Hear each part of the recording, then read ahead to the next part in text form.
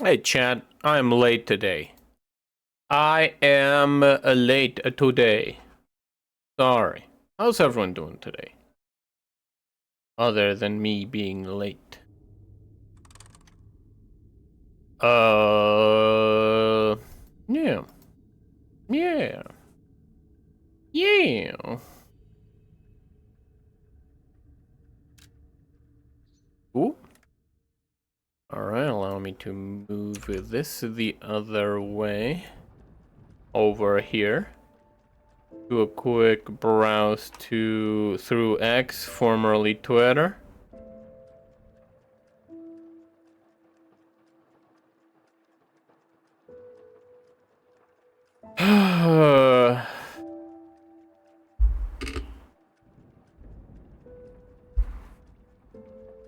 Uh, yeah, oh god, I hate this, bro.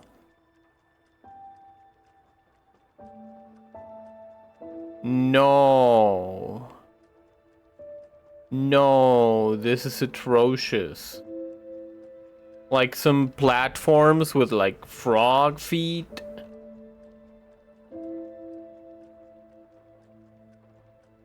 Junji Ito creepypasta. How fucking dare you post that? Some anime titties, of course. Wouldn't be Twitter without anime titties. Alright. I am all caught up on the Twitter. I am all caught up on Twitter. People are posting titties. People are posting memes.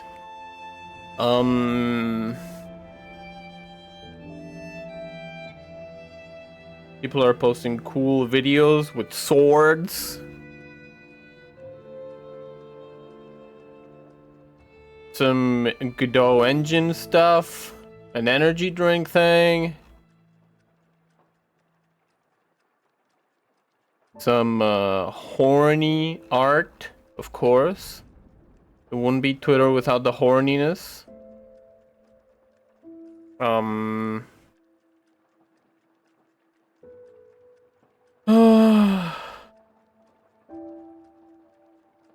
Twitter is pretty. I genuinely think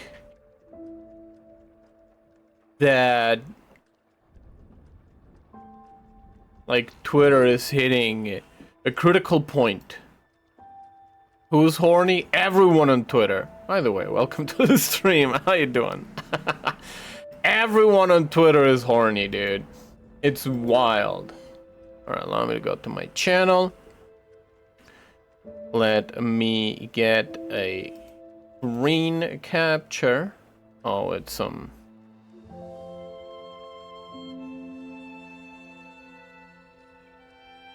There we go. You were featured on today's screenshot for the stream.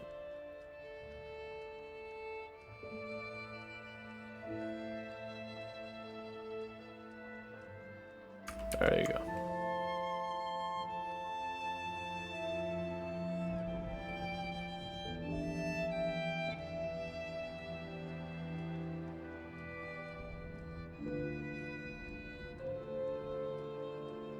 Wait, Volgar the Viking 2 was released today? I loved the first one. Wait, hold on a second. There is a person in my following list that is playing Volgar the Viking 2. I thought the guy said that the game was gonna release like...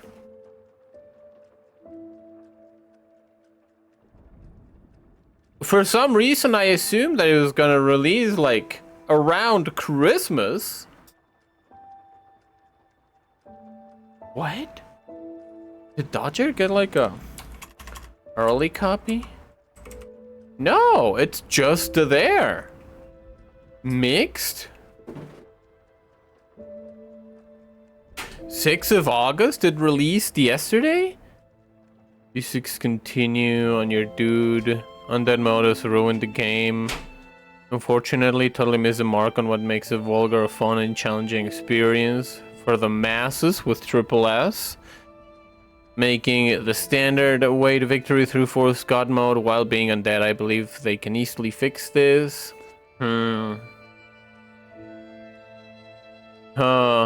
Undead mode is something you put in accessibility options as a joke, not a core gameplay mechanic.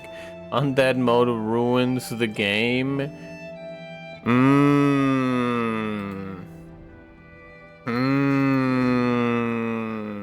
So that's the thing that's going on.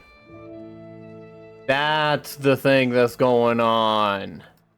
All right.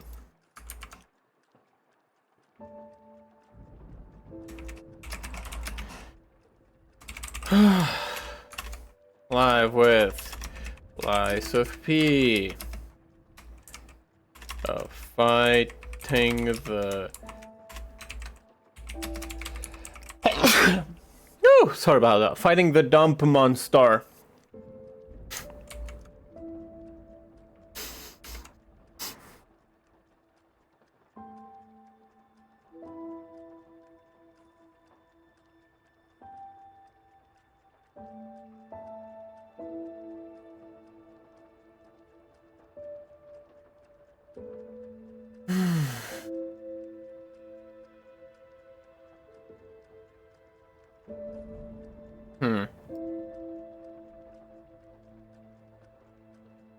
There you go.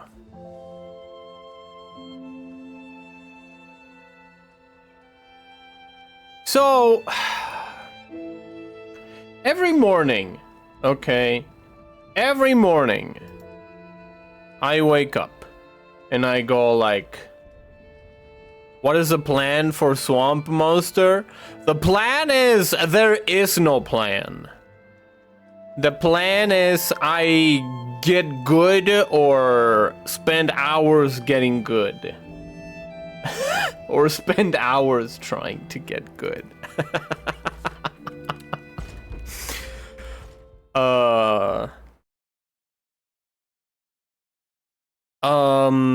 Whatchamacallit? Every morning I wake up and I go like, man, I don't know if I'm gonna have like a topic to talk about today, right? I was not actually thinking about that this morning. I was thinking about it, oh, sorry, fuck, fuck, shit. There you go. We're peeing yellow. How you doing, Pants? Welcome to the stream. We are gonna pee all over this guy.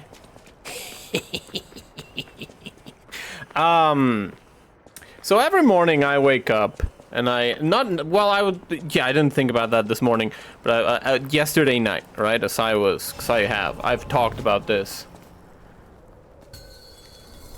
I've talked about this continuously. I have a diary, and it's very good to process your feelings. And as I was writing my diary entry for yesterday, god damn, hold on, the computer needs to warm up a little bit. As I was writing my diary entry for yesterday, I was thinking about how, like, whenever, because I feel like yesterday's stream was probably one of the best that I've done this year. It was a lot of fun. I definitely found a stride. Oh my god. I've definitely found a stride.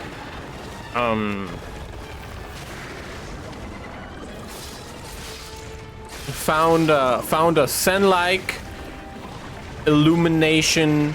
Oh my god. Oh, I thought I had got him for sure. So I just talk about shit, and here's the thing, right? Usually, I'm a little bit of a worrywart, cause I, from a very young age, I learned and internalized the fact that if you speak out of turn, you will put a target on your back, right? And as I've grown older, I've started to like shed that impression, right? This guy's tough, gonna be a bit of trouble. Not as much as Romeo, but methinks tough. Yeah! Girl, you have no idea. I was so fucking mad at this guy yesterday, cause like I beat the first phase. I didn't know he had a second phase, but I beat the first phase and I was like, yeah, we did it. I did it. And then this motherfucker pops into the goddamn piece of armor.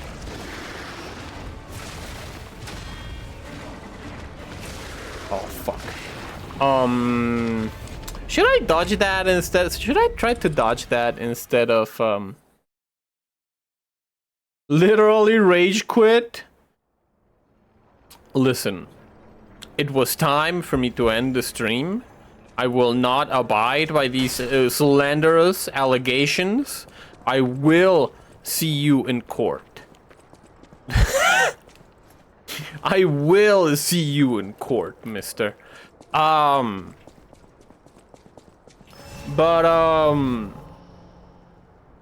yeah, I've started to shed that impression a little bit, because, you know, say what you will about the Asmon of the Gold. He is right in the opinion that, like, whatever you do, people are gonna be mad at you. So there is no point in caring. You gotta be honest to yourself. And you know, sometimes that being honest to yourself is not showering for 30 days, as is the case with Asmon. And you know what? I respect that level of filthment. There you go. Fucking got him. God damn it.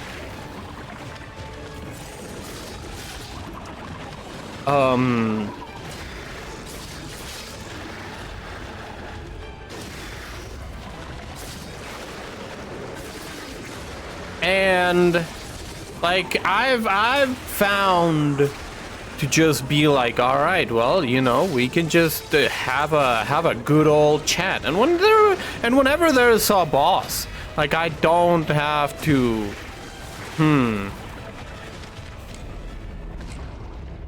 whenever you are in the open world, right? Whenever you're traversing through the level, in comparison to whenever you are fighting the boss, whenever you're fighting the boss, you only have to focus on like the one thing, right? But whenever you're traversing the levels, you have to, your attention is everywhere, all around the place, all over the place.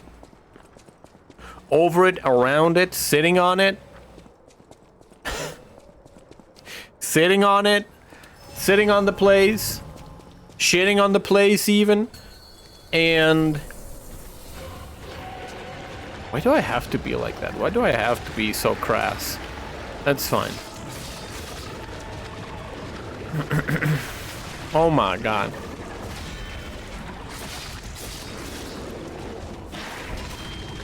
Boop. Oh my god. I fucked that one up. I fucked that one up as well. So, I've been finding a stride in talking about shit. And yesterday, I was like, man, I'm afraid, I'm dreadfully afraid of the day that I run out of stuff to talk about. I'm dreadfully afraid of that day whenever I'm just like raking my brain for something to talk about, because like it's a shame that I am burning through all the good material when I'm starting my streaming. I should be saving the good material for you know, later on in my streaming quote-unquote career, if you can even call this what I'm doing a career. No, your fucking bitch-ass knee, you sack of shit. And I was gonna talk about something, but I forgot. The moment that I was like, oh, sure, let's talk about the fact that I don't feel afraid about not having any topics to talk about. I just completely forgot. No, that is right. I remember what I was gonna talk about, because I was talking about Twitter. And they're like, Twitter is imploding. Sure. It's trash. Sure. It always has been trash. Like, it doesn't even matter. Like, people go like, oh, Elon ruined the platform. No, idiot. The platform ruined itself.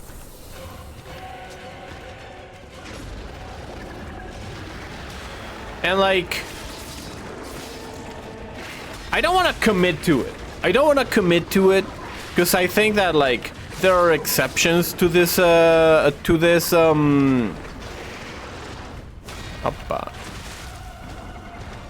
rule, not law.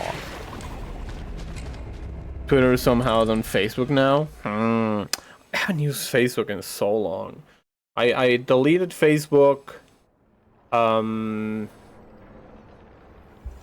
deleted my Facebook, my OG Facebook, when I was 26. And then I made another Facebook account cause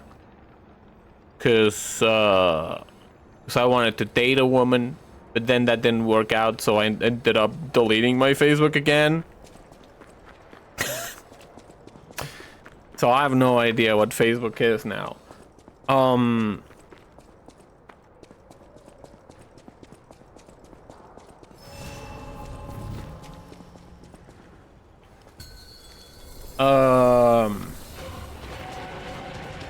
But like,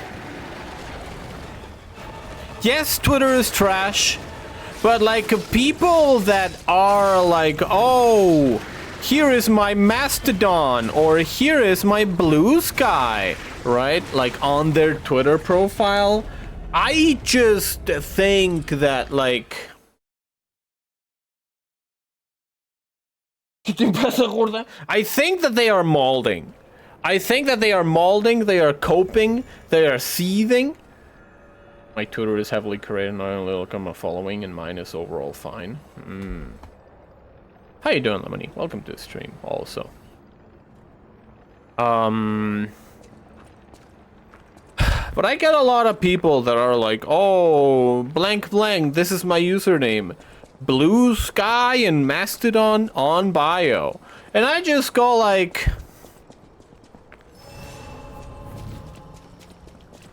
what? I feel like joining Blue Sky and joining Mastodon is social posturing. I feel like joining Mastodon and joining Blue Sky is like, oh, I hate Elon's politics, so I have to let people know that I am unwillingly in this website of the dumb, crazy rich man.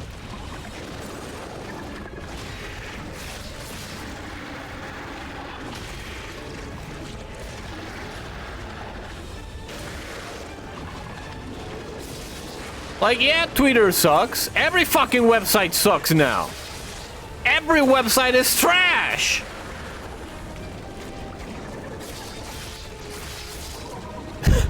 Especially the ones in which you talk to other people. God damn it. You know what I was thinking about this morning? Because, like, Twitter and, like, Twitter is mostly delightful. You know what, Pants?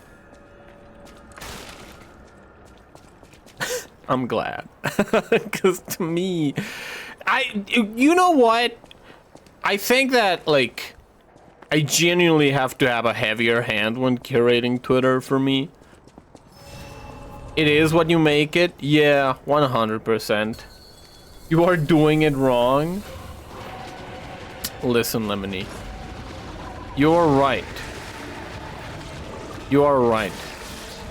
But that doesn't make it so I will not be salty at you for pointing out reality at me. We are on the internet. You cannot speak truth without me getting mad. Minus all transgenders, leftist politics, and soul games. You know what? You know what? That is fine.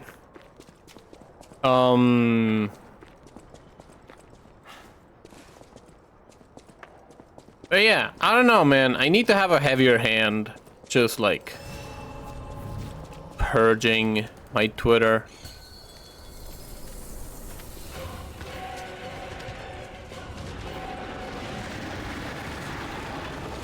Being an F1 fan, my Twitter is a complete battlefield. F1 is extremely infighty, right?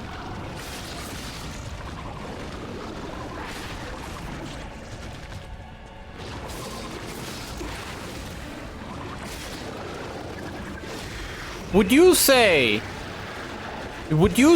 that the way that F1 fans act is relatable to the way that like idol culture works, right? Like, oh, how fucking dare Verstappen be a fucking piece of shit to fucking whoever else. I don't actually know many names.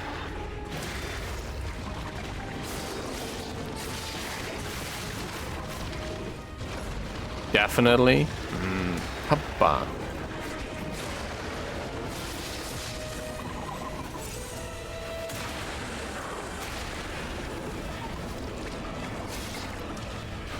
Like, some of my family likes F1. Hoppa. I don't.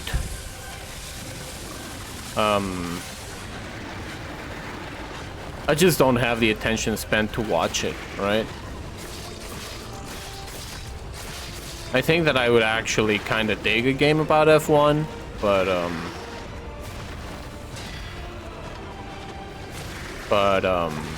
watching it, I just don't have a lot of patience for watching sports.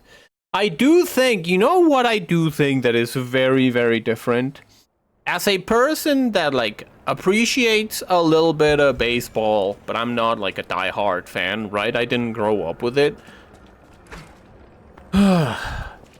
Going out to the ball game is an entirely different thing from, like, watching it on TV, right? Because I did go to, like, the one baseball game that I went down here in Mexico. It's not that big in Guadalajara, right? Further up north, northern Mexico, they are big. They are baseball fans. But I think that the further south you go, the less baseball fans that they are. But like, I cannot watch baseball on TV. I cannot be sitting here in my house, sitting in my home, and watching the baseball. I feel like I'm going insane, dude. But like, if you go out to the ball game, it's really fun. It's super, super fun. Like, you make a day out of it, and you just have a good time. God damn it. And you just have a good time. Which is why I actually wish that I had more of a chance to go to baseball games. Because, like, going out to the ball game is fun. It's a fun time. You go out, you have fun. You see people doing stupid shit, and you go like, yeah! Right? Like, in the... How do you call that in English? Gradas? The seats? The spectator seats? That is a lot of fun. And that is a lot of fun.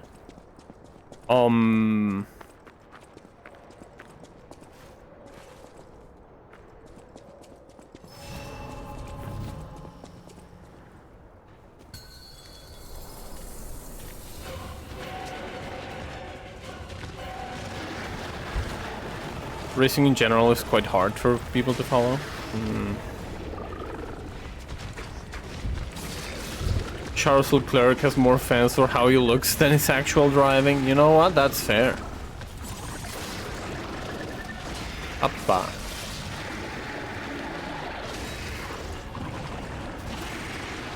Yeah, I was watching cause you know, there's a couple of YouTubers that do like iRacing stuff, and they were like, oh, send me your videos and I will see, like, send me your crash videos and I'll tell you if I think you're at fault or not. And then he's like talking about the things of like, oh, this guy left an opening, so like if you go in there and fucking take advantage of that part, then like it's not your fault if you crash. And then I go like, what the fuck? I thought it was just driving around, not like this fucking high intensity fucking real-time chess match. High-speed chess match.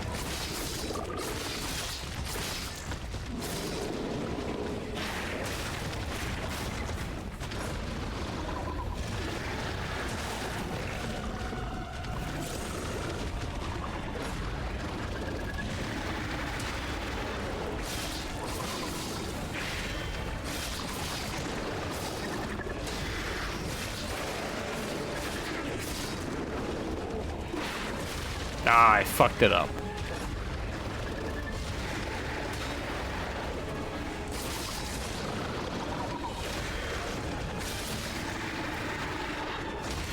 This motherfucker raised his trunk, and I could not hit him with my final charged attack. That makes me mad. But anyways, the people on Twitter that like announce their Blue Sky and their Mastodon, I feel like they are just straight up being like, oh, I don't like Elon Musk's politics. Look at me, I am in the good platform. Despite posting here on twitter.com.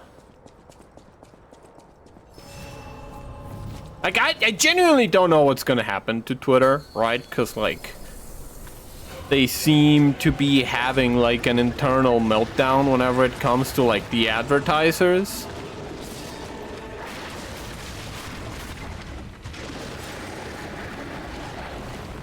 Oh, no. Oh, no. I don't have any more purification ampoules. So I think that I actually just gotta go farm some enemies. Oops. But yeah, I don't know, man. I don't know. I feel like...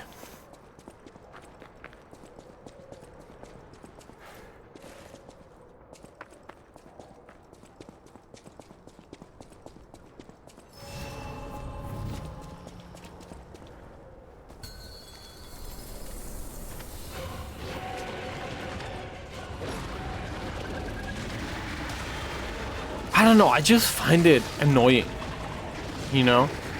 I just find it annoying to be like, oh, hey, fellow kids, follow me at the other platform. God damn it. When there's different opinions, there's fight, yeah. God damn it, I didn't fucking parry that guy.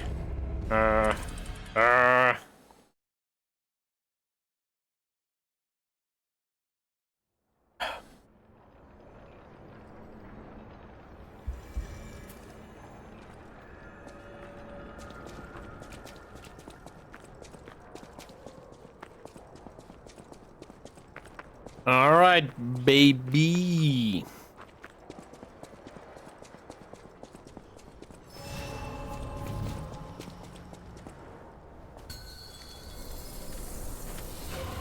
Let's go.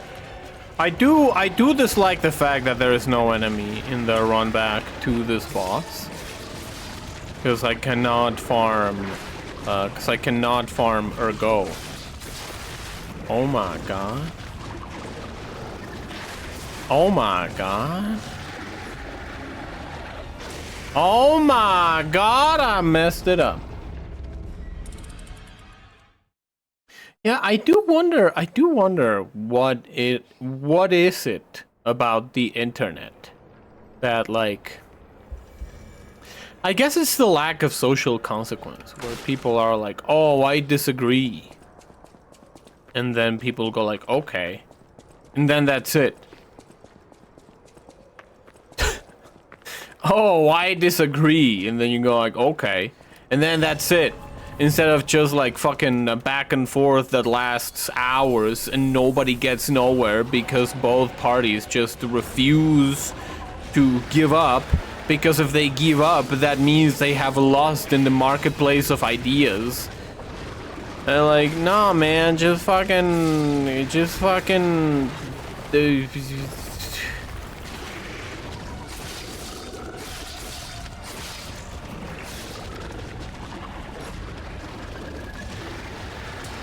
Agree to disagree, and that's it, bro.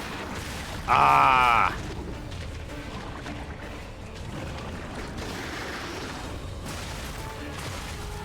God damn it. God damn it. And that is something that I actually need to learn for myself, right? Nothing I hate more than losing in the marketplace of ideas. It's the most important one. It's the most important one. I was thinking about this, though, this morning. I was thinking about the time that I worked at the customer service center. And how fucked up that place was. Cause I remember, I very distinctly, I talked the other day, right? About the lady that lives rent-free in a condo in my head. That I don't know her head. I don't even remember the timbre of her voice. I just remember the way that I felt. I just remember the way that I felt when she said that I had a very caring voice and she hoped that my dreams came true. I was like, oh. So starved of kindness, dude. So starved of kindness that, like, that shit threw me for a fucking loop.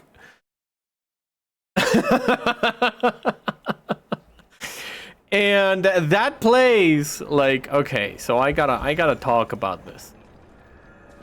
The service, they call them campaigns, right? The campaign that I was in, which was like the company that you work for, was not only a support campaign but also a sales campaign.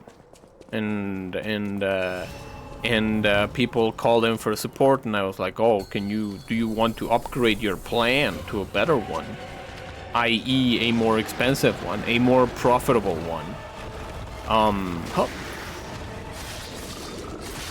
And in my mind, I was like, dude, they're calling me because they cannot pay the one they have. And you want me to sell them a more expensive one? So I was always doing bad in sales because I didn't care. I didn't care about pushing sales because I felt bad trying to sell shit to people that couldn't pay what they already had. And one day, the way that it is like divided is like you have like a floor manager, and then you have like I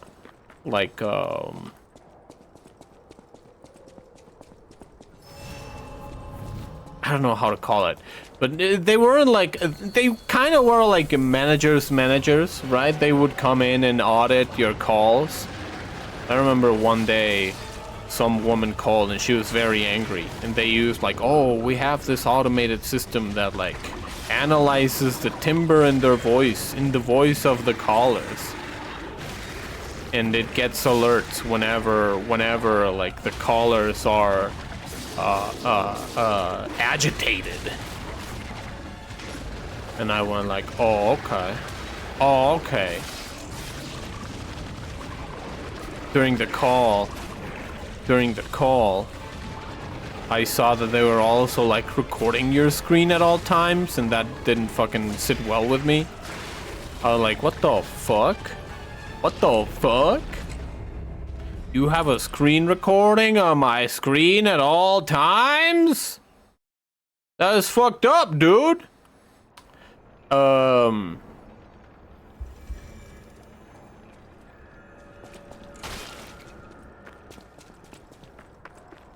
don't know, man. I don't know. That didn't sit well with me. But anyways, that is not the point. I remember that one day I came in to the floor, to the call floor, and there was a big old cartoon of me on the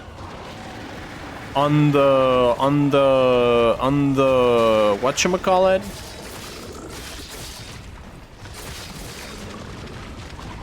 On the floor, like it's kind of like a whiteboard, right? It's just a big glass. Use markers on it. Nope. We got time. I can wait. Oh my god. Yeah, I worked in a high volume call center for 4 years. All very relatable. Yeah, and I saw like a big old cartoon of me in the whatchamacallit? In the whiteboard. And I came to two realizations at that moment. This is a workplace. The management style of this workplace is public shaming for failures rather than public acknowledgement for successes. That was problem number one in my mind. And oh my god. And number two, that cartoon is quite good. If I stay here, this place is gonna fucking eat me alive, dude. This place is gonna eat me alive. Because I remembered, like, during my capacitation, introduction, training period. Like, all our trainers only had friends within the company. Like, some of them even, like, got married to a person in the company, and they lived nearby the company, and they, like, all of their lives moved around the company. And I started thinking, well, why is that the case, right? And like the company had like, oh, we have like football teams and we have lots of stuff, right? Events, whatever. Lots of stuff. We have lots of recreational activities within the company. And I thought, why is the case? Why did they need that? And I remembered that like weekly you would get your like schedules, right? And like the schedules would be like random. You wouldn't know like what your schedule is, and you would have to go through a lot of paperwork to have like a set work schedule, right? To have a normal life. So they were functionally treating us like, I don't know, man. Like, would mercenaries be the right way to call it? They were functionally treating us like contractors, I guess. Like, we did have like benefits, right? Like the company, on paper, the company had a lot of good benefits, but like, it is, corporate business still scares me. Dude, it was fucking wild. The thing is that, like, the lower the rung that you are in, the scarier it gets. And, oh god, I have so many bones to pick with that fucking workplace.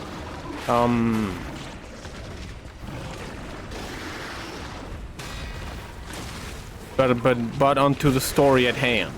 So yeah, I remember that you would be like, all right, so you cannot form like a regular life outside of the company because the company like needed you to like the company demanded you to have like a flexible timetable that fit around it. And I thought, like, what was the immediate thought that crossed my mind whenever any of those criticisms, whenever I was like, oh this fucking shit sucks. The money is very good. The money was very good for Mexico, dude. And like for Mexico, and the only required skill is speaking English, dude. That was fucking wild. Like at an entry level, the only required skill is to speak English. That money was good, man. And if you were a fucking asshole that could sell shit to people, bro, like if you didn't have a conscience, you would be fucking laughing all the way to the bank, bro. And that is the thing, right? Like I experienced firsthand the fact that like a system that like a reward system will worm its way all the way into your brain and like override a lot of your first reactions and a lot of your first impressions, right? You go like, oh man, this fucking timetable fucking sucks. Why would I fucking be here from like, oh god, why would I not have like a fucking single, like a fucking, you know, why would I come here and have like a 10-hour work day? Because the money's good and it's part of the timetable that they assigned you. And what are you gonna do? Fucking not do it? What are you gonna do? Fucking not have the money?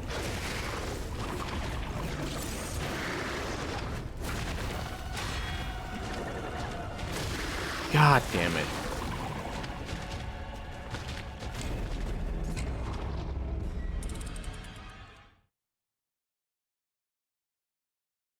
And like a lot of times, that is why,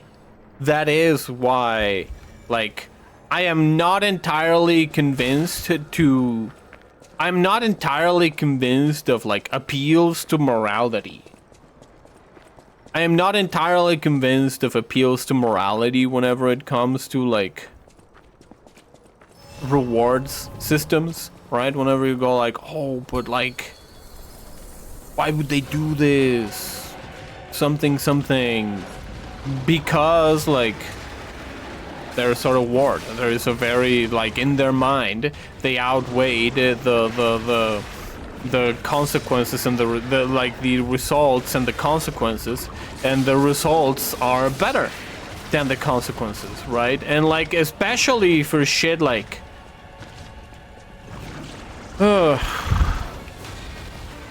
selling an expensive plan to a guy that is calling because they need to get an extension on their current payment, and they are like, oh man, fucking what? Oh, dude, also, I talked about this before, I'm 100% sure. Because I was doing bad numbers. Me and two other coworkers were like called to like a mini sales seminar.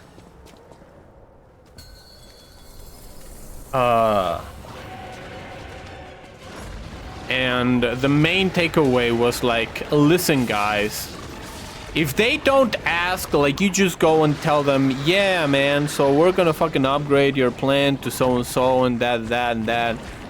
And if they don't ask, oh well, how much am I paying now for my current plan? You just don't tell them. If they don't ask, you don't tell them, right? Like, it's functionally highway robbery, dude. It's even fucking worse, because you're like signing them on to a contract. And like that was the final That was the final, like, alarm bell in my brain. That I was like, nah, man. Nah, man, these people fucking suck. And I found, like... Dude, when I was in training, I found, like... There was one fucking guy. There was one fucking guy that I handled, like, 5 calls as I was, 5 calls as I was fucking in training that were like, no, but the last guy told me that I wouldn't have to pay more, and I have to pay more. What do? I don't have money for this. And I'd go like, oh, okay, let me check like the history of the account, see who handled your previous calls, blah, blah, blah, blah, blah. And it was always the same fucking guy. It was always the same fucking guy in deal closers that was like, nah, man, just fucking lying through his teeth to get fucking better numbers. And that shit fucking drove me crazy, dude. Cause like...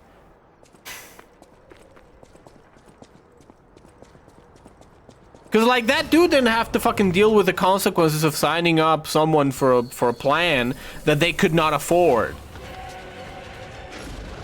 And that shit drove me fucking insane, dude. Insane, man.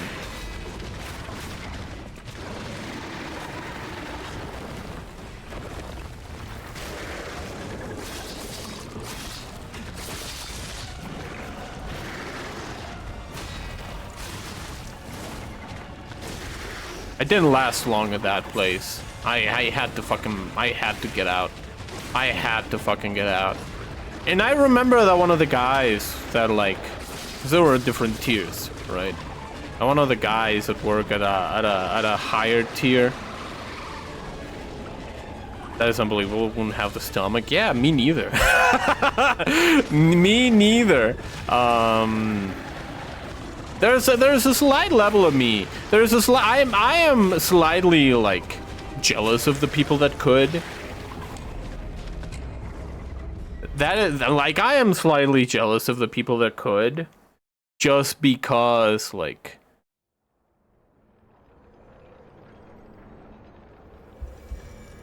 you know, probably would have more money. Probably would have more money.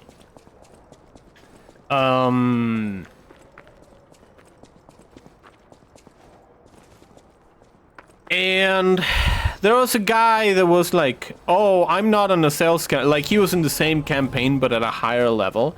So like he was like, help, being morally bankrupt is profitable. Yeah.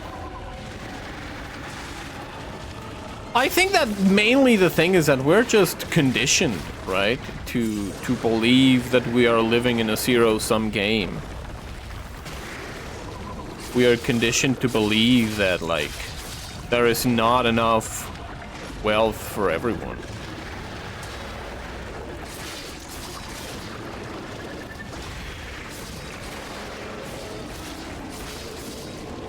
Oh my god. Oh my god.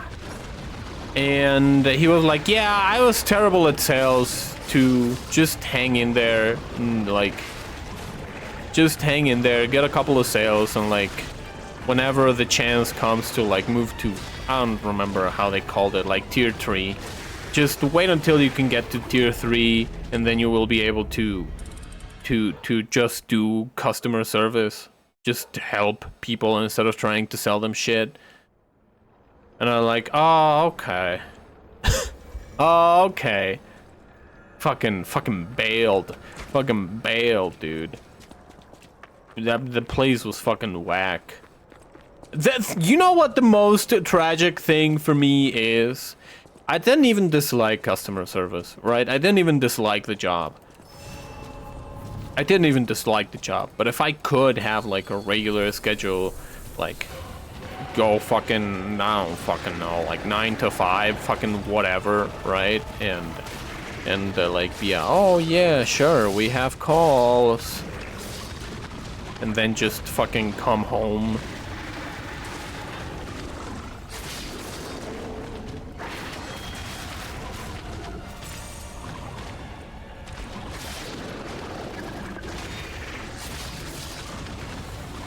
Like, if that workplace experience would have been what I was promised, instead of being this, like, multinational corporate fucking hell, I probably would have enjoyed that job quite a lot, actually. Because I like helping people, actually.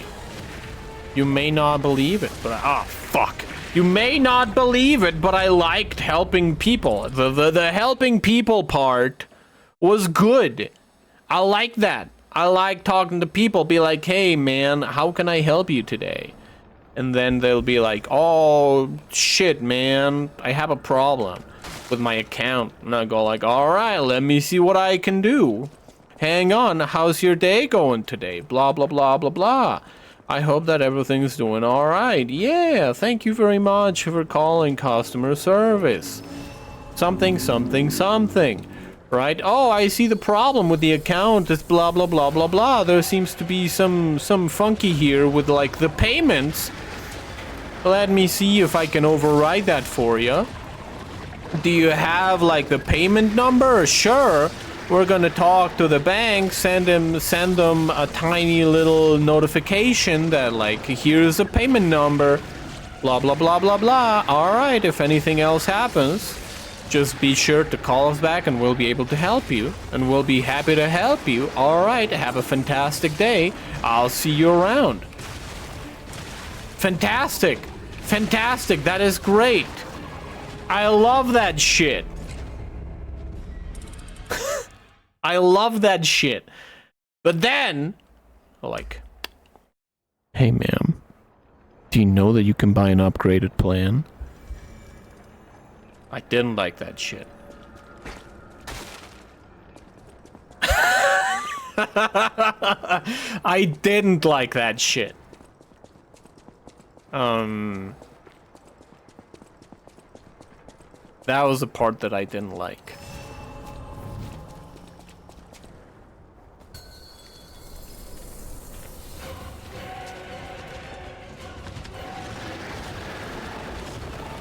Then I would get the calls of like, oh, I cannot afford this.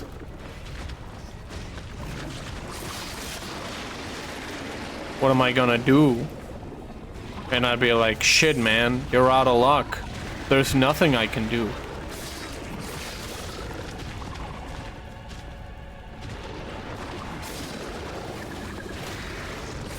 You know the thing that I loved?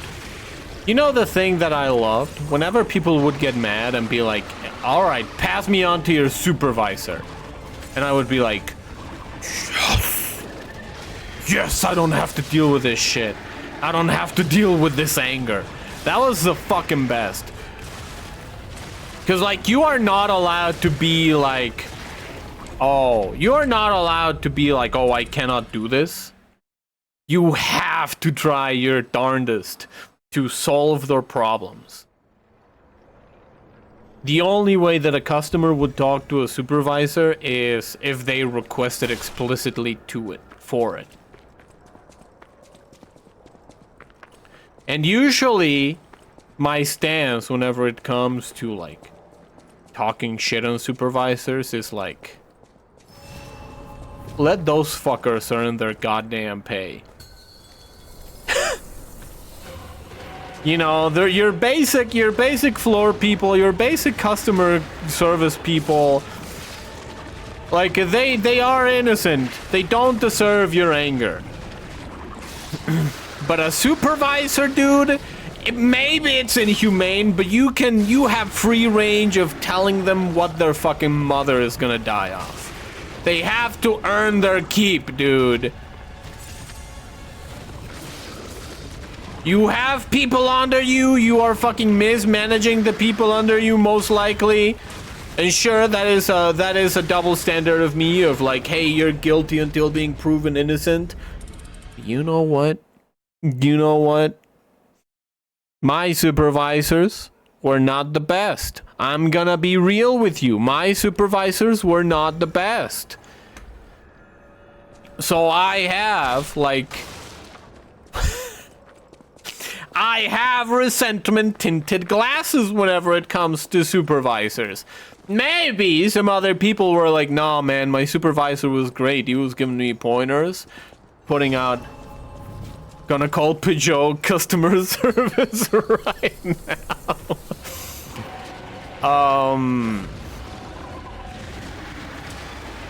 A friend of mine works in automation, and he was like, hey, you know what's gonna happen now that everything is being automated, every customer service is automated? We're gonna come full circle where, like, because everything is automated, the expensive customer service is gonna be like, the premium customer service is gonna be made by actual people instead of machines. I was like, yep, that sounds about right.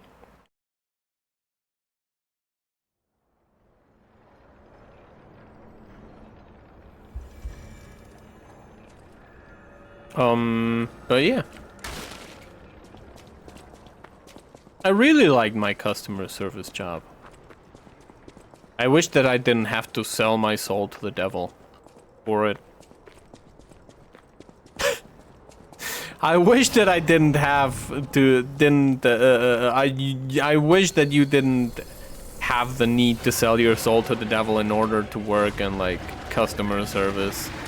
Oh my god.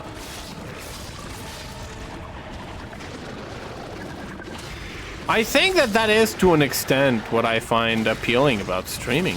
Because to an extent, streaming is also customer service adjacent. If you want to be, like, extremely cynical about it, right? You want to be, like... The skill sets are very similar, I think. Just like being a movie producer is like a wedding organizing adjacent. Like, they are functionally the same skill sets. If you're a wedding organizer, you know a wedding organizer, they could be movie producers.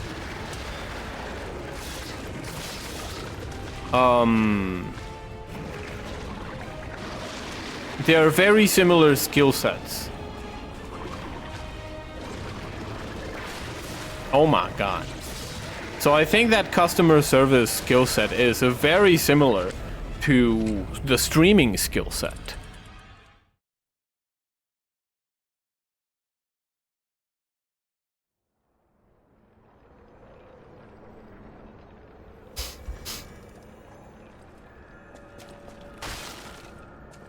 I could have gotten into wedding organizing. Thing is, it's very demanding. It's very, very demanding. It's very taxing physically and mentally. Cause, like, just imagine being in fucking... Oh god, no.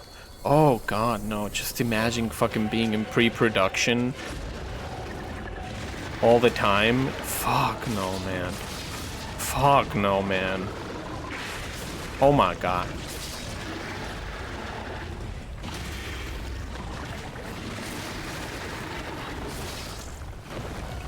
Because, like, if you think about it,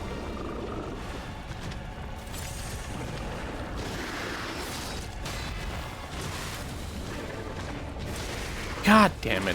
God damn it. You know what was the shit that I hated about the customer service? They were like, you are not allowed to be sleepy, give the appearance of being tired, give the impression of being tired, mention being tired. You have to relinquish all your human needs from every contact that you have. That is something that I really disliked. That is something that I really disliked about that job. There were like, you cannot yawn, you cannot sound, you have to sound perky all the time. Like, man, fuck that shit.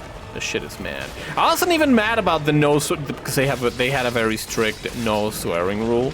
So I wasn't even mad about that shit. I was actually kind of good at it. I was actually kind of good at, like, turning off my swears whenever it came. Whenever I was on the floor.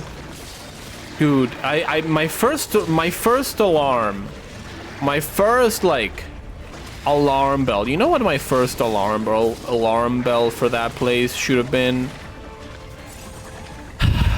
So the building, I've talked about this. I've told this story before, and I think I will tell this story repeatedly until the day that I die, because it made such a strong impression on me.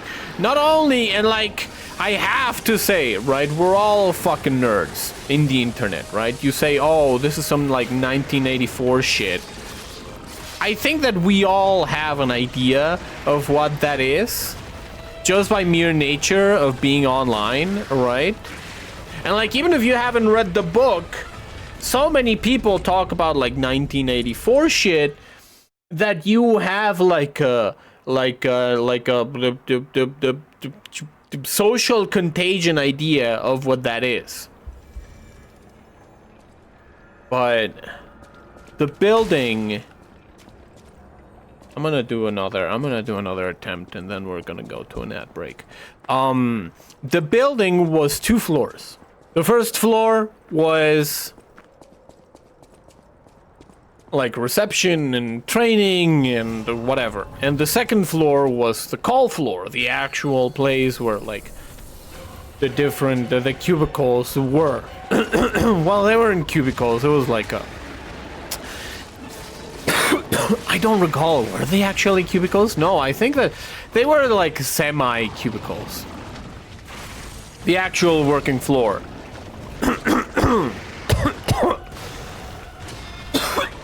God damn, okay. What is going on with my voice today? I don't remember what the company's policy on like being sick or sounding sick was. I might be coming down with some.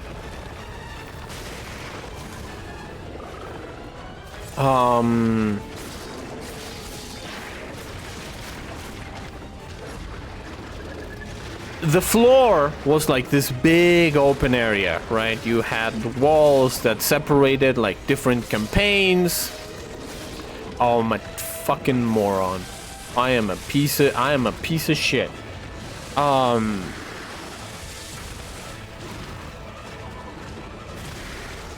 damn it. All right. I'm gonna go to a quick ad break. I'm gonna go stretch. This is a perfect time to go get some water. This is a perfect time to go pee. Yeah. I'm gonna put a 1-minute ad break. I'm gonna stretch, and I'm gonna be right back. Don't tune away. Ay.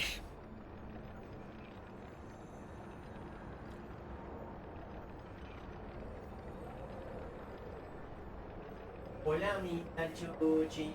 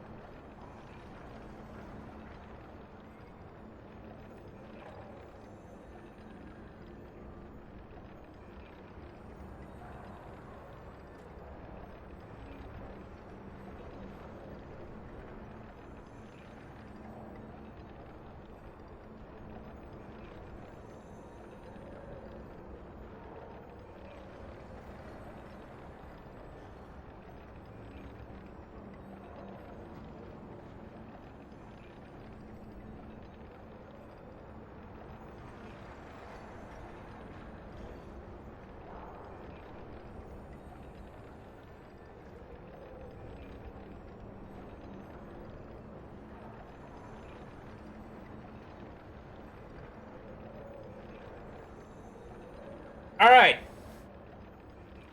So I'm back. And oh, you can see my cat's little filthy paws. That's fine. So come on down to the floor. Come on up to the floor. And the company, I think, they had just had like a big thing with like credit card fraud. So they had this big fucking like, and this is like fucking Costco-sized building, like an IKEA-sized building for an European reference. This was a big old warehouse. The floor, the working floor. They had on one wall, on the other end, I don't know if this is like paint worthy to describe it. I don't know if like making a tiny little paint diagram would be warranted. Oh my god.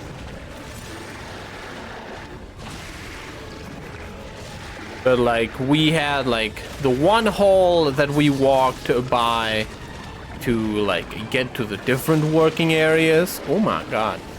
And on the other side, on the opposite side, over the walls that protected, like, that separated each and every working area, there was a big fucking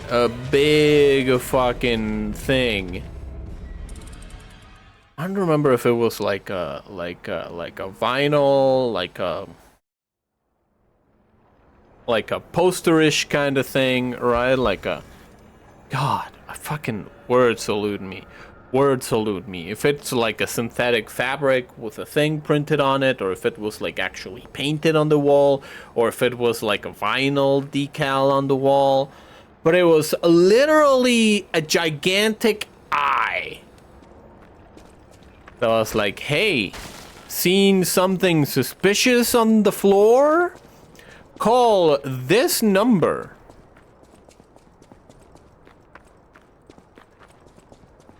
Call this number to denounce the insider, insider credit card fraud. And like it was very well known that there was a bounty to tell on your coworkers' credit card fraud activities.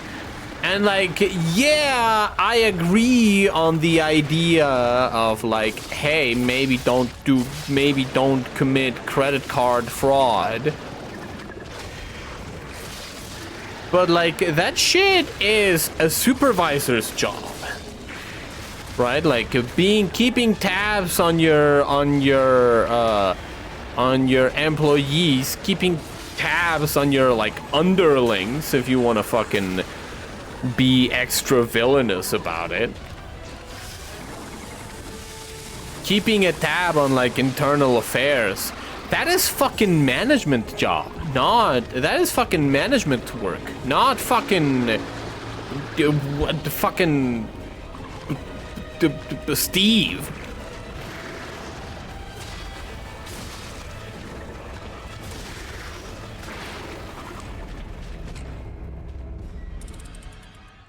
Like, I'm not responsible for for the guy that's on the next cubicle. I'm responsible for my shit. His fucking job is like if this motherfucker is committing credit card fraud, that is fucking the guy above me. Not on me, dude. And like, I saw that shit and I went to like my co-trainees. Like, man, that is like some fucking 1982, 84 shit. I mean, also 1942, but for different reasons.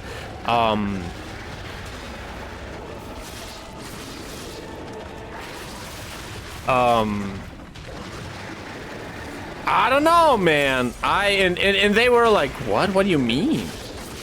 What is that? And I thought, oh no. I cannot even make like, I cannot even use this fucking cultural shortcut to explain how uncomfortable this shit makes me.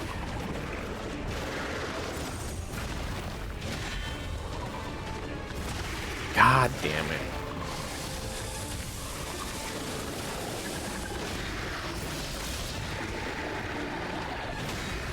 I thought I had it, but I pressed it too early. Yeah, I don't know, man. I liked the work. I liked the job. I hated the workplace. Is the summary of my customer service experience. I had some real nasty shit happen to like I didn't have it done, but some real nasty shit happened to like some other trainees while we were trained, which I was like, yeah, that fucking shit sucks, but you know, it comes with the job. Thankfully I didn't have like any. Whenever people were like, oh, where are you? Like, you were not allowed to tell them that you were not in the US. I'm sorry, you were not allowed to tell them that you were in the US. You weren't allowed to lie about where you were responding to their calls from. So like, oh yeah, no, I'm calling you. Where am I calling to? And you'd have to be like, oh, you're calling Guadalajara, Jalisco, right? Sunny Mexico.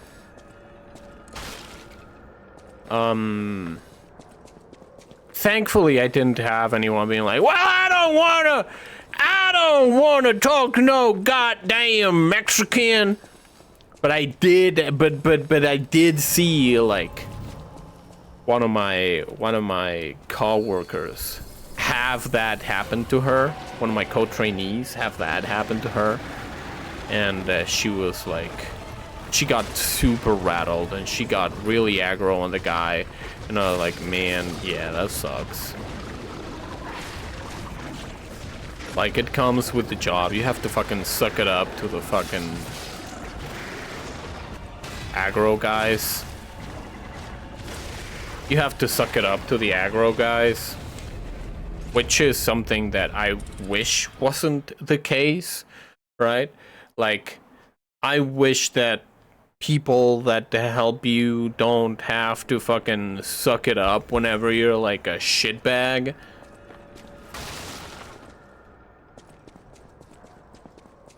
And I mean, is that a big factor, a big contributor to one of the biggest problems that America is having today, which is like people are accustomed to living like demigods without consideration of the society around them? Very likely. Very likely. People have been conditioned to be like, no ma'am, yes sir. And then whenever they go out into the real world and you people don't have like the fucking contractual obligation of babying you and babysitting you when you're being a piece of shit, then that generates some trouble.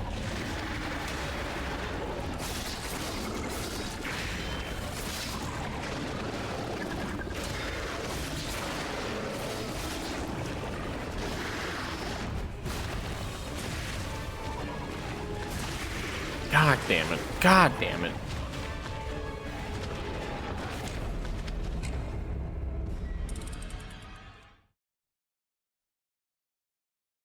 But thankfully, I didn't have that experience. I was very lucky, very blessed in that. And that, like, the most that I had were, like, disgruntled people that were either told lies or had confusion about their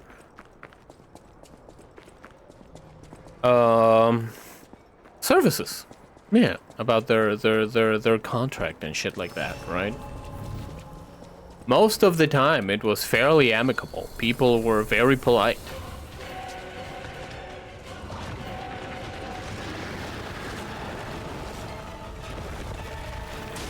Ah!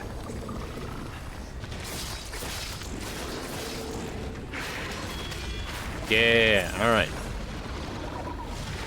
Oh, come on, man.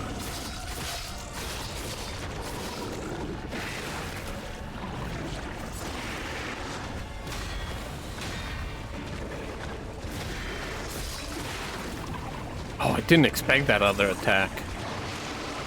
Oh my god, you sack of shit.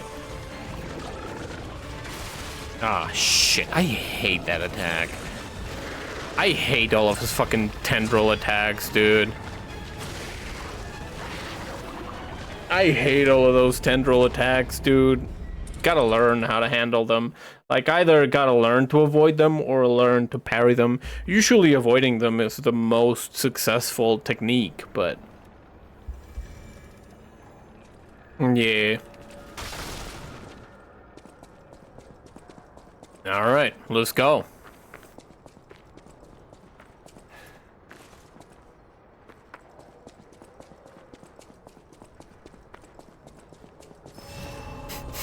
Got a little bit of a nose problem. Yeah.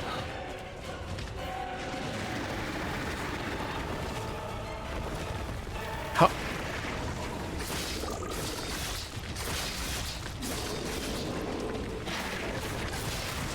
Oh my god. Oh my god. Oh my god. There you go. Get him. Ah, frick.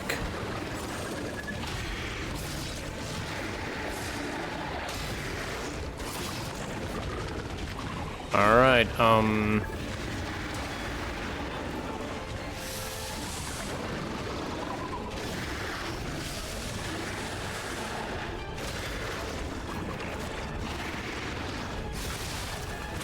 oh, I'm a dumbass. I got a little bit too greedy. Just thinking about that white bar.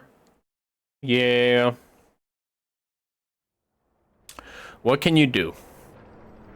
Not get greedy. Shut up. Shut up.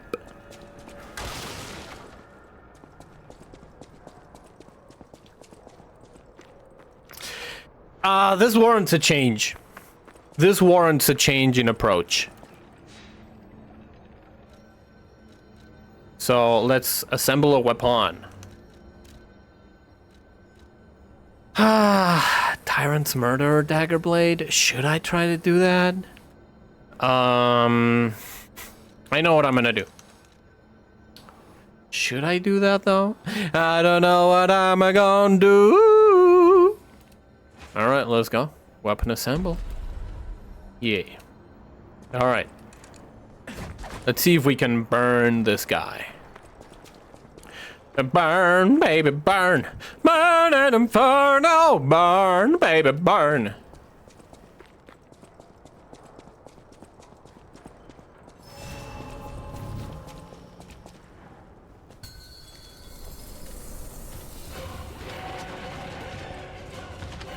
All right.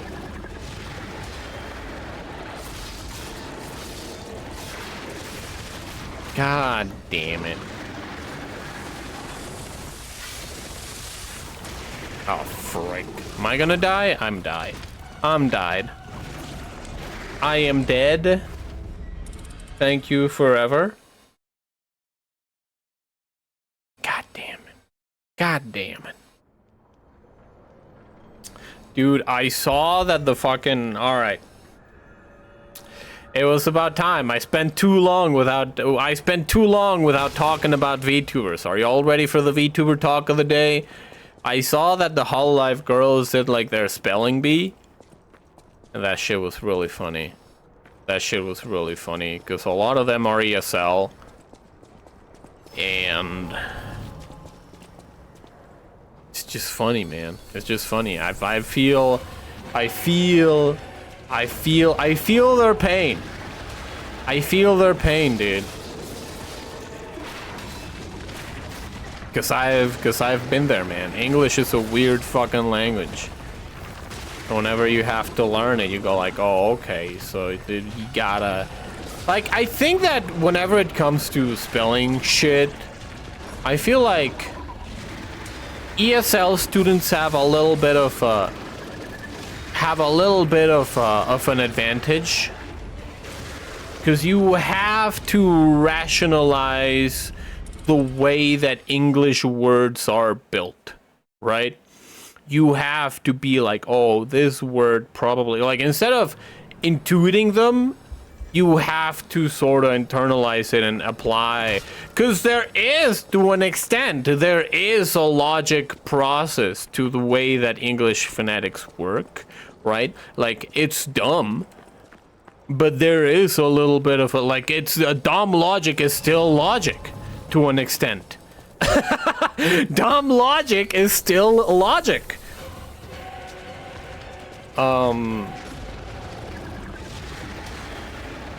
So, like, when you're forced to think about it, when you are forced to think about it,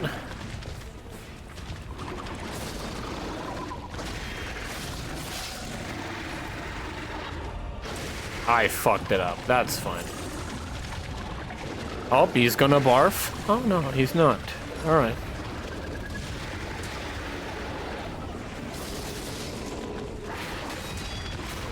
I messed it up. It's fine. We got time.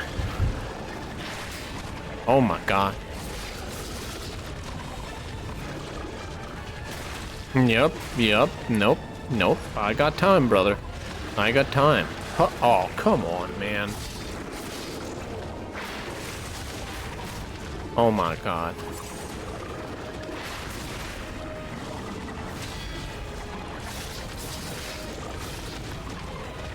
Also, scaling is a big factor when it comes to, like, considering streaming as a customer service adjacent thing, right? Like, you get people that, like, after a certain point, it stops being that, right? After a certain point, it stops being a customer service, and you just like become a personality, I think, and that is like, I think that is one of the things that, like, whenever the whole Pokemon, if you're a broke boy, just admit it, debacle kind of was.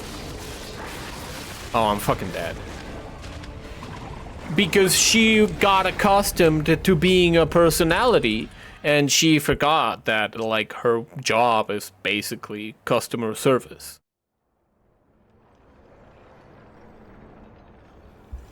Like, it's the fucking I'm too big to fail kind of thing. Right? And she is. And she is, actually. Like, she's fucking right. People got mad. People were like, oh, how dare this fucking woman be like, oh, you're a broke boy. You do not insult your fan base. But, like, after a certain point, you can fucking get away with almost anything.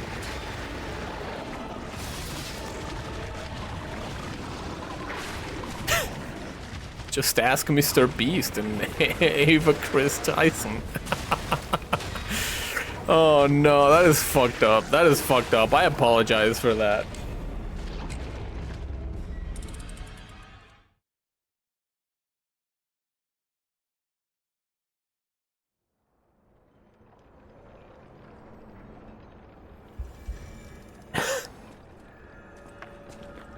What's the most important thing is to keep on doing stuff, I think.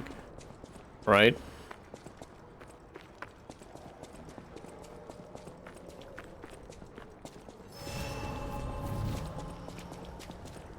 Hoppa. People don't care.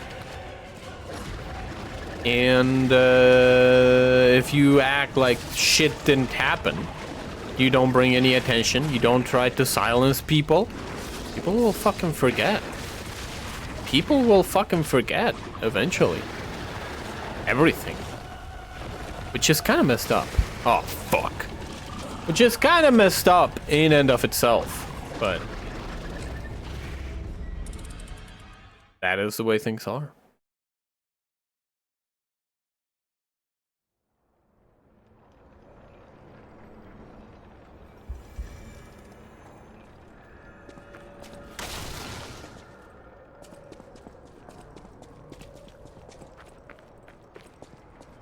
There is a part of me talking about, because I just remembered, like, the F1 being similar to idol culture. You know the fucking, like, idol glow sticks dance? You know, the ones that go like, da, da, da, da, da, da, da. Is that a thing that is, like, that brings any bells in your brain? I wish that you would have, like, people dancing in the fucking F1 audience to support their driver. I would love that. That would be the fucking greatest. Doing like the idol dance to support fucking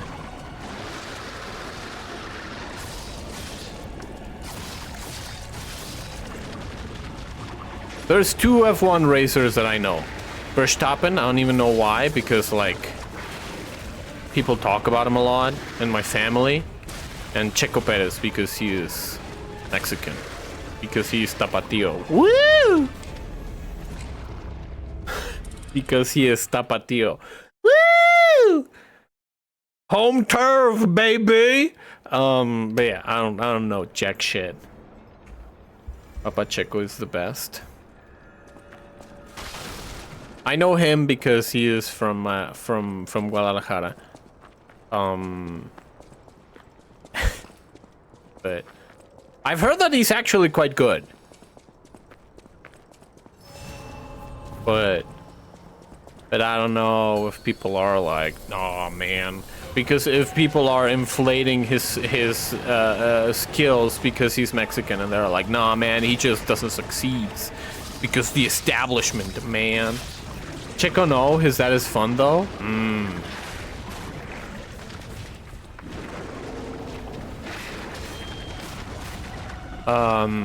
But I don't know if like if there's actually a ploy against him, or if it's just like copium. I have no idea. Don't follow it enough to actually have an opinion on that. I just know that he has a couple of like go-kart establishments down here. That's that. And I think that that is quite a savvy move, business-wise.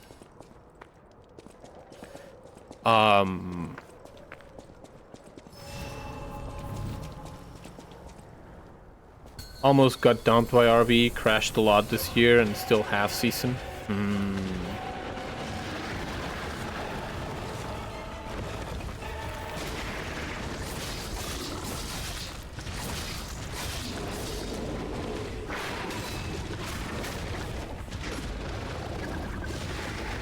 Hoppa.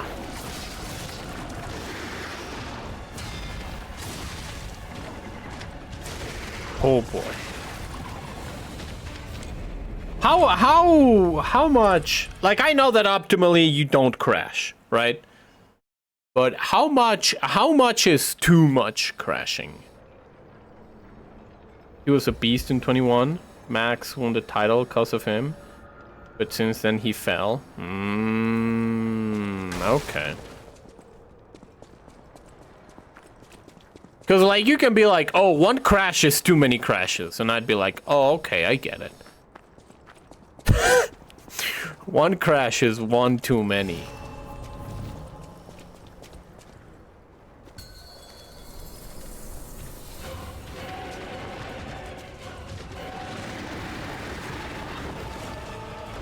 Maybe that is the reason, because Max is Verstappen, right? Maybe that is the reason that I know him, because of talking too much is one crash every 3 races.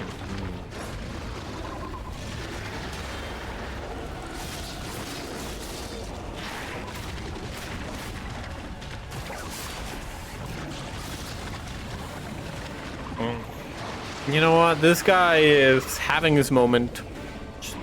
Just let him be. Oh!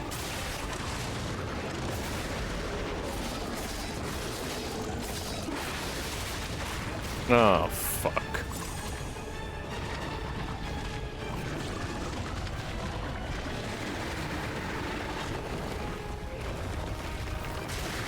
Oh my god.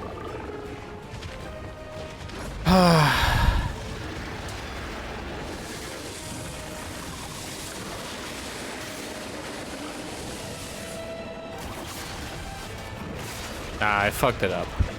It's fine. I'll get the timing down eventually. You're also performing that while having a literal rocket ship. Red Bull fans got so mad because team almost lost the Constructors Champ. What is the Constructors Champ? Like the vehicle engineering aspect of Formula One?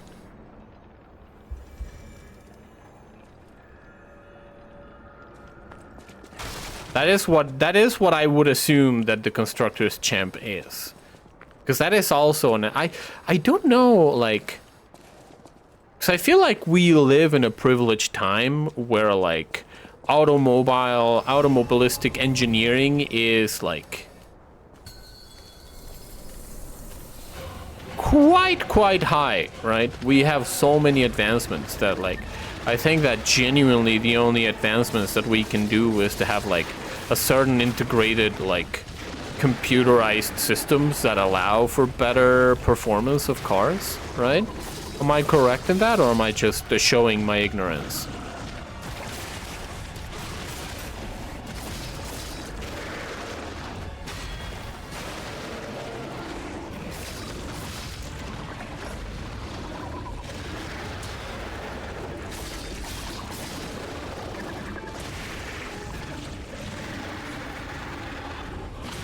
Oh, fuck, he got me.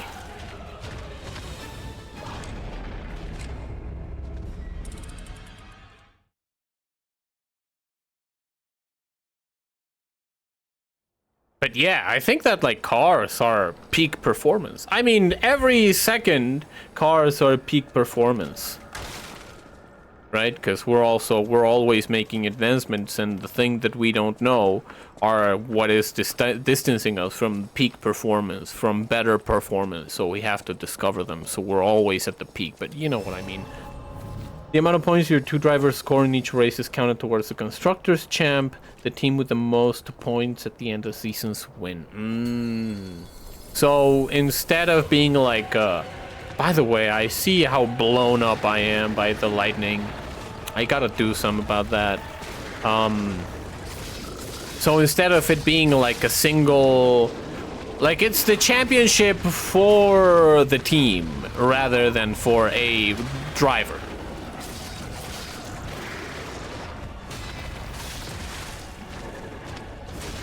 God damn it. Oh, I fucked up. All right, let's go.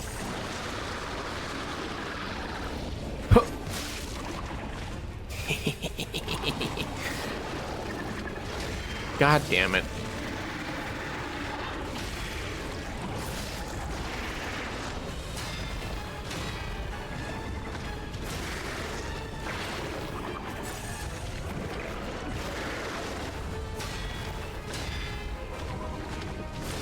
Oh, fuck. Ah, fuck.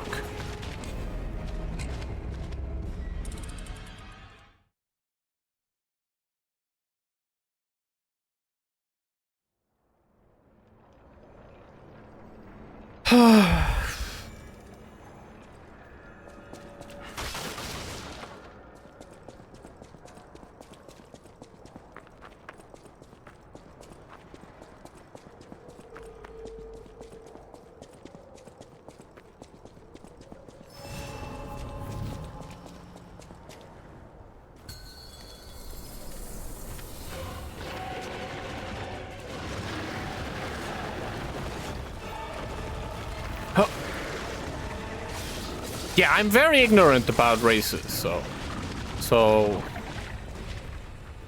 about racing as in general.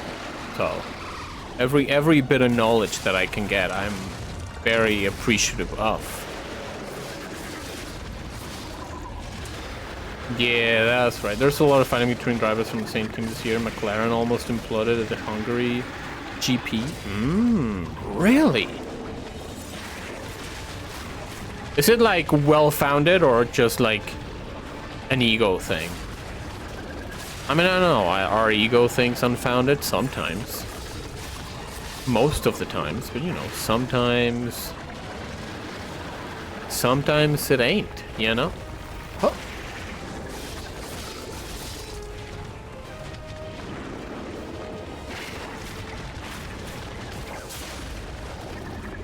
Oh my god, I'm a dumbass. I don't... You know what? I deserve to lose this round against him. Oh, fuck me, man. I'm doing so bad.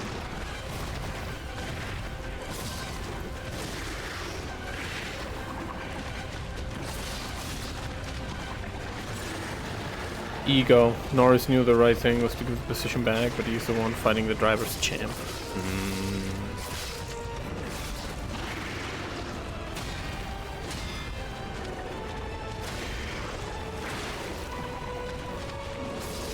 I saw a TikTok. Alright, well, not a TikTok, a YouTube short, but it's functionally the same. Where they were talking about like, oh, like, you know the kind of engine, the fucking...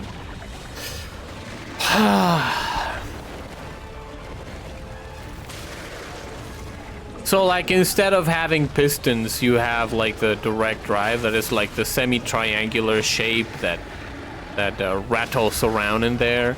And people were like, oh, why don't what, like the fucking racing car that had it failed because of so and this and that. So like racing, Formula 1, racing, all sorts of racing are just like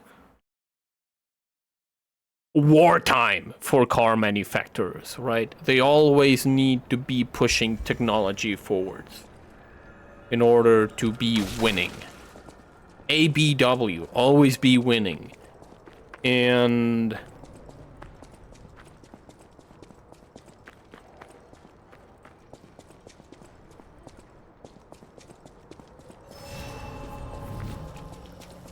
like, how is the technologic advancement going on in F1? Because I remember that a couple of years back, what was this, like five-ish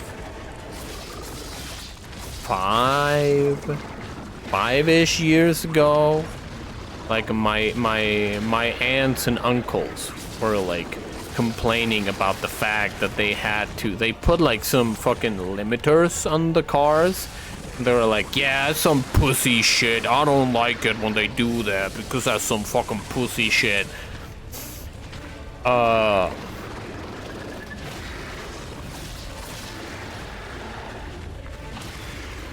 Where was I going with this? Like, first of all, did they actually put the limiters on the cars? Second of all, has that led to technological advancements in like engine design and like vehicular engineering?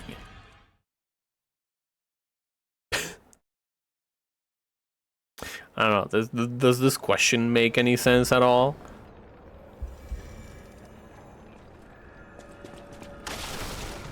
These questions.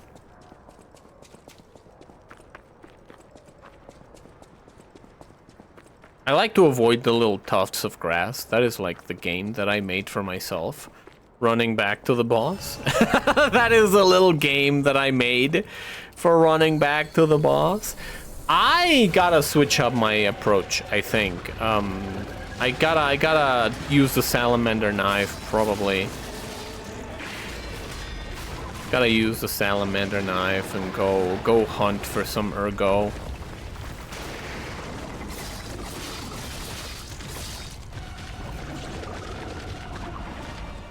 What are you gonna do? What are you gonna do? Yep.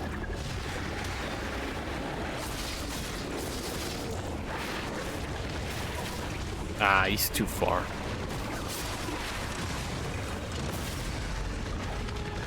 Alright.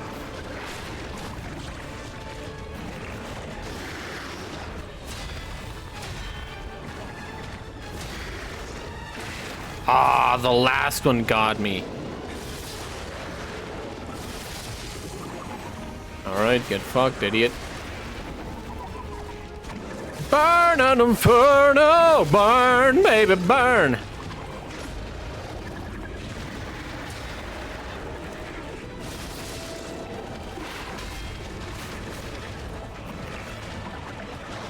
Ah. It's already not burning. Man, this guy is such a fucking nightmare to fight, bro. Such a long fight. That is just the first phase, dude.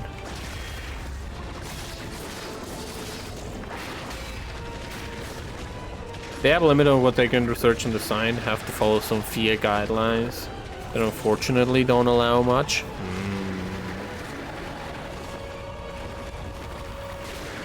That is kind of weird.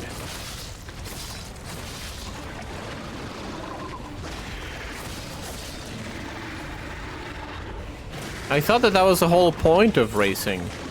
Like having the companies push technology to its limits.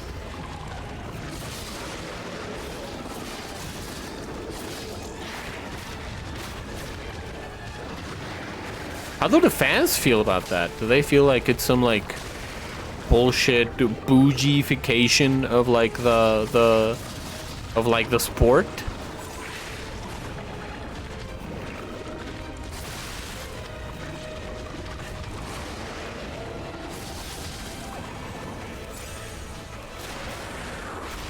It is, but at the end of the day, it's just a big marketing thing.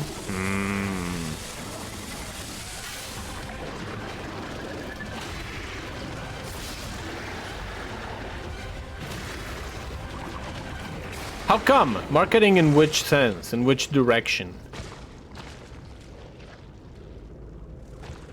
Alright. Time to learn. Yeah, he's gonna... Dude, you know what I didn't know that existed in Dragon Ball? I didn't know that there was like inflation fetish in Dragon Ball Z. That like fucking Majin Buu goes into fucking people's mouths and explodes them from the inside. And I thought, damn, bro. Majin Buu, what are you doing? What are you doing?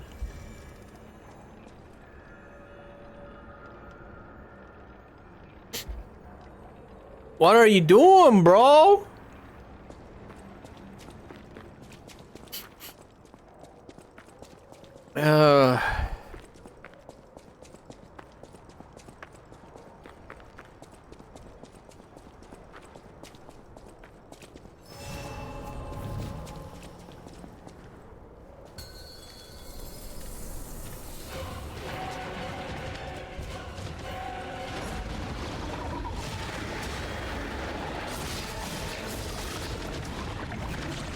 Gonna do a big attack? Oh no, he's gonna barf. Okay.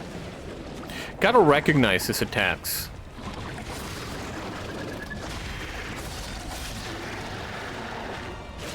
I feel like when I get too close to him, his knee gets me, and the knee is not good. God damn it. I fucked it up. Fucked it up.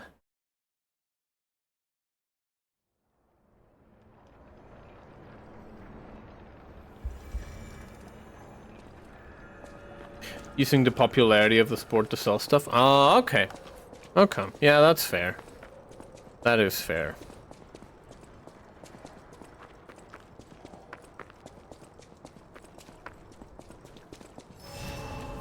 They do sell a lot of stuff. Like NASCAR. NASCAR is something that I don't know jack shit about, right?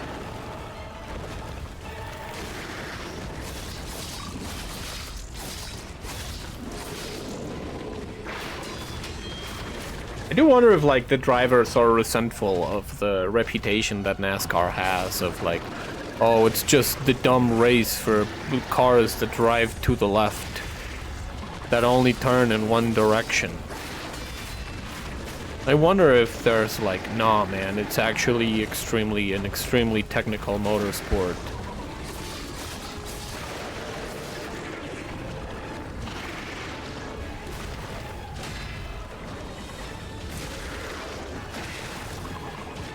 I do know, like, the one bit of trivia that NASCAR originated from, alcohol smuggling. I don't know if that is true. I don't know how it's basically an endurance race. I don't know how true that is, but that is what I've heard. That, like prohibition alcohol smugglers gave origin to like NASCAR racing. I fucking hate this. I fucking hate this guy because I need a longer weapon. That is what I gotta do. I gotta get a longer weapon, and I know exactly what I need. And I know exactly what I need for my longer reach.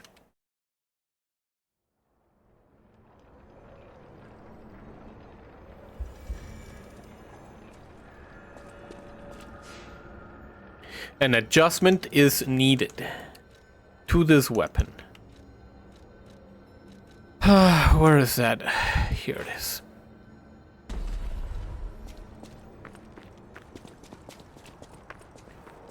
Oh, well, no, because this is an advanced handle. If I put my rapier blade on it, it's just gonna be a wasted potential.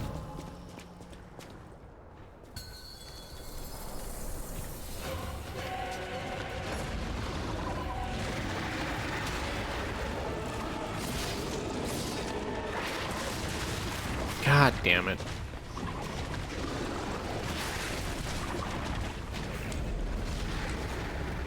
Alright, I am very impatient. That was not good. That was not good.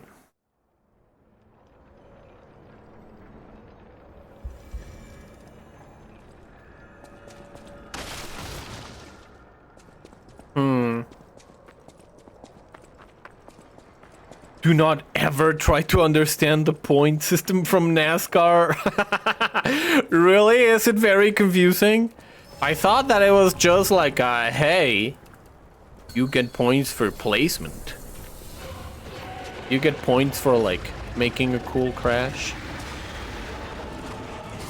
What is, like...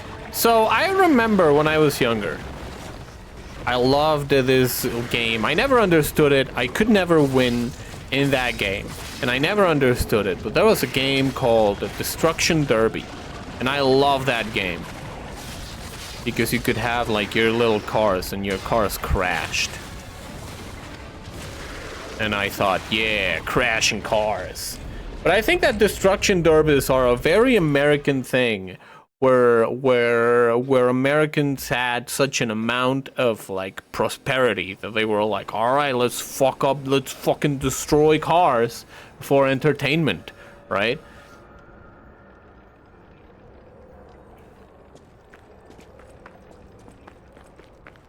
But like, what is the racing community's opinion on Destruction Derbies? Like, is it considered as anything other than, like...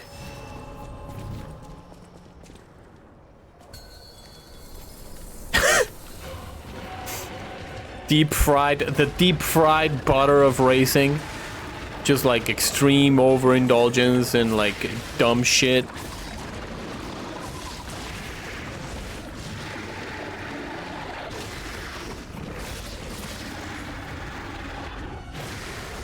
God damn it.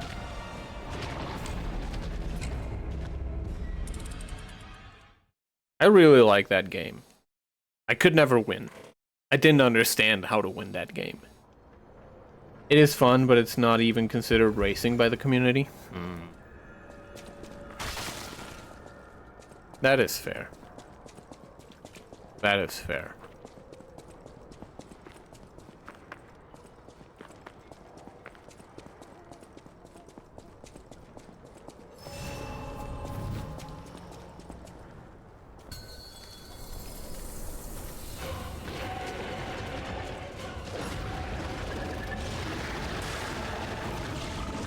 Are there like a surprisingly low amount of fatalities in Destruction Derbies?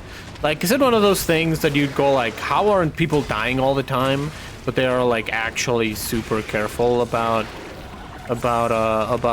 people having fatal accidents, or Or do people actually go like, oh no, he fucking died.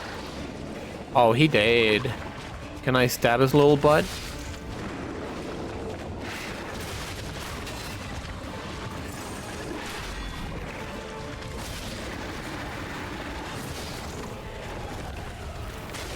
Ah.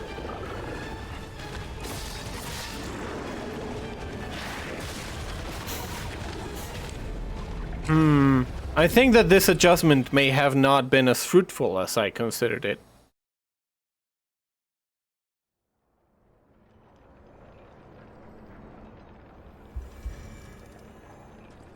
I'm gonna change my approach again.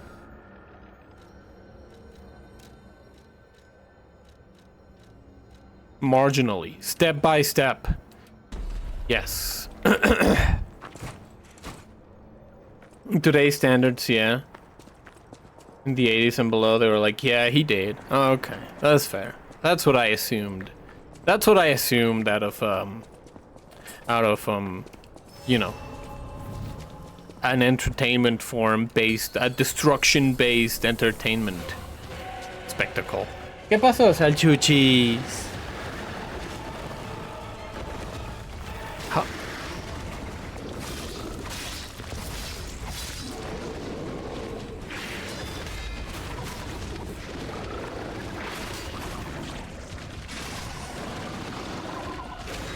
I fucked it up.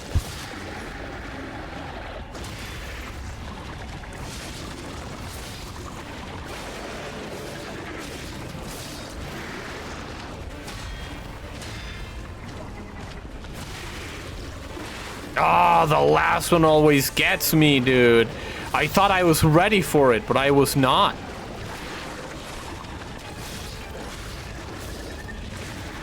Dang it. Oh my god, he's a fucking double down! I don't think that ever happened to me. Him doubling down on that shit?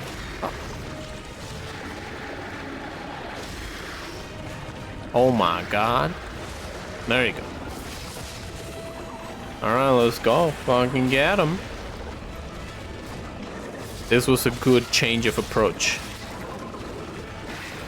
This was a good change in approach. What, learning how to play the game? Yeah. Fuck.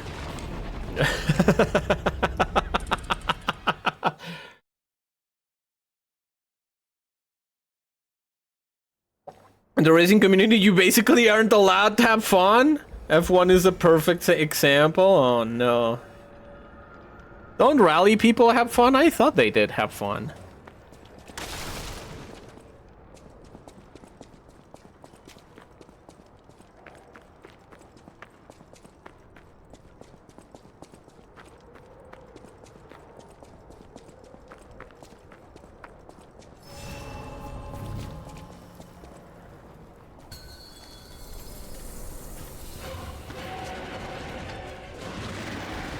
Do they have like a racing event where people are like fucking, I don't know, racing Honda Civics? I think that would be fun.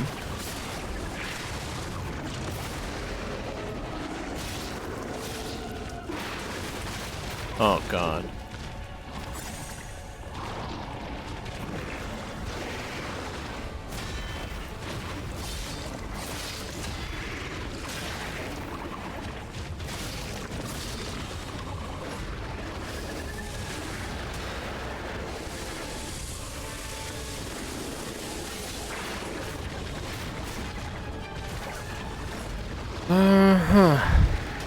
Yeah.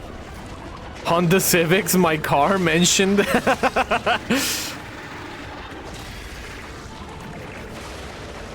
Rally stressful as fuck. Gotta pay attention to our co-driver and same was not crashing into a tree at 128 kilometers, 180 kilometers an hour. That is very fast. That is very fast. I guess that is fun to some people, right?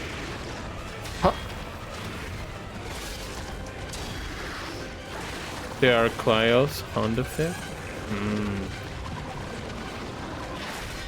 Papa, don't they have fun? Oh god. Don't they have fun, like, racing regular-ass cars? Huh? Fuck.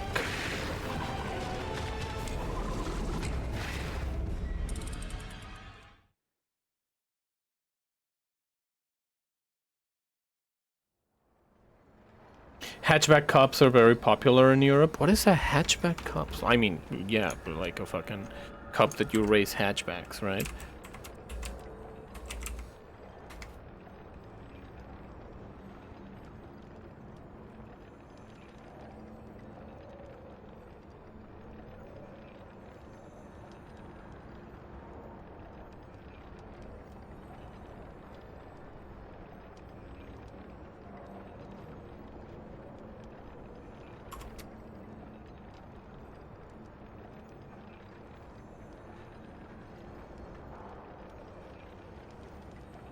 Oh, and they're like a cup based on like a different car. Oh, okay, that is cool.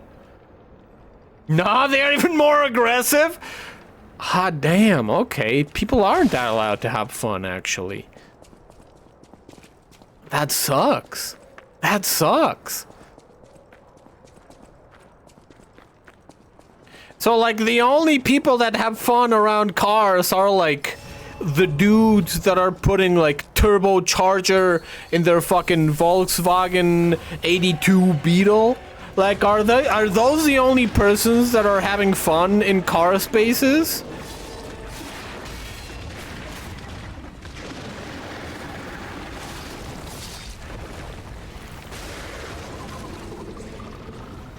They go like, hey, check out my fucking buggy that I made out of a fucking V4.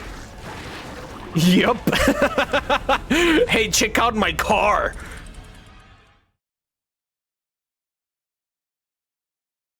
It has a busted piston, but that makes it even funner to drive.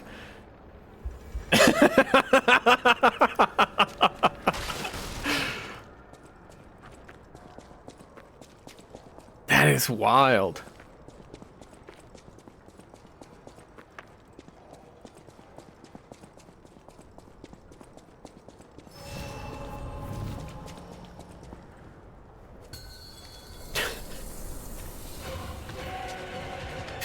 That is wild. I never assumed that people would go that ham on, like, cars.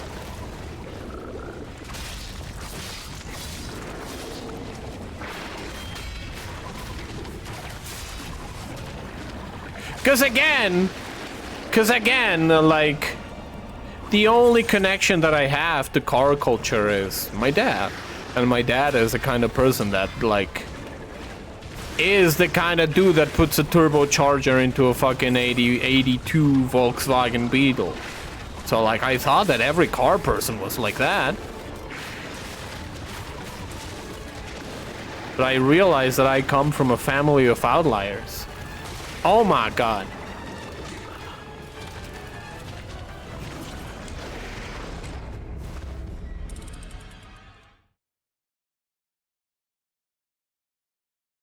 That is wild.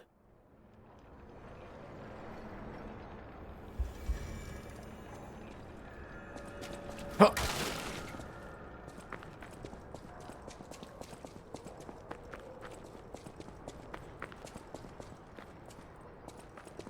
Bet you never knew that you needed to think about how much rubber there's on the track. I never even considered that. Like, I thought that that rain was the only layer that you needed to worry about.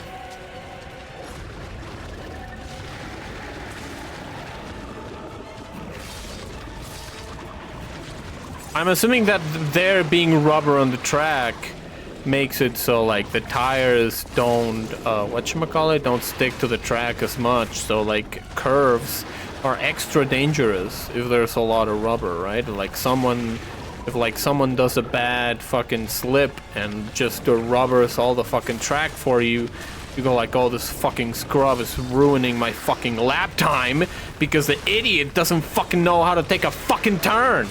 The opposite? Oh, okay. I guess it makes sense, right? Because if there's track, rubber no, and rubber sticks to rubber. Okay. I assumed it would peel off.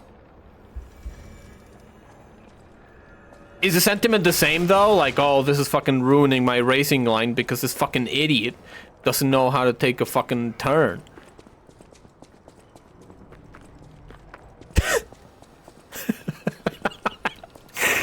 Oh my god, why does my brain just goes like immediately to fucking flaming people? Because I feel like that is just the immediate thing that you just go like, oh, I'm fucking... Airflow from the car in front is also a big deal. Oh my god.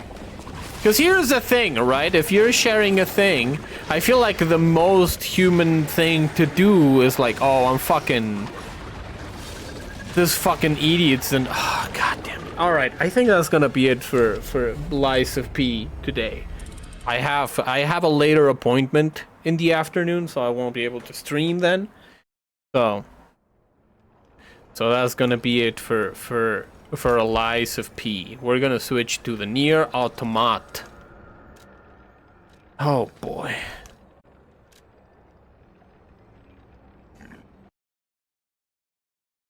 To the Nier Automata.